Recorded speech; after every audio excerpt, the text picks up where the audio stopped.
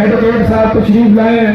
हम सब दोस्तों का बहुत शुक्रिया, बहुत मेहरबानी, आप हमारे कैंप के अंदर सलाम निगरान भाइयों की मदद के लिए तशरीफ लाए, बहुत शुक्रिया।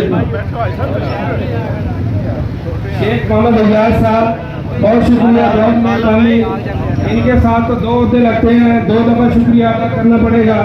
एक ही एडवोकेट साहब हैं और दूसरा साहबी, हमारे साहबी बड़ा भाई हैं, क्योंकि मैं भी कहीं ना कहीं साहबी हूँ, तो उस हिसाब से ये भी मेरे भाई हैं। तो बहुत शुक्रिया आपका पंडाल पे आने पे, रिलीफ कैंप के अंदर आने पे बहुत शुक्रिया। जनाब सलीम खान पठान साहब आपका बहुत शुक्रिया।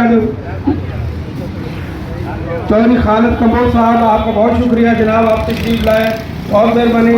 हाजी शफीक साहब आपका बहुत शुक्रिया जनाब, आप तशरीफ लाए, और मेहरबानी।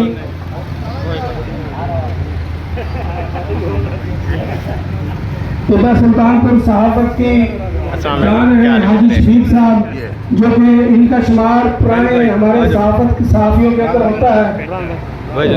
बहुत शुक्रिया, बहुत मेहरबानी। साहब साहब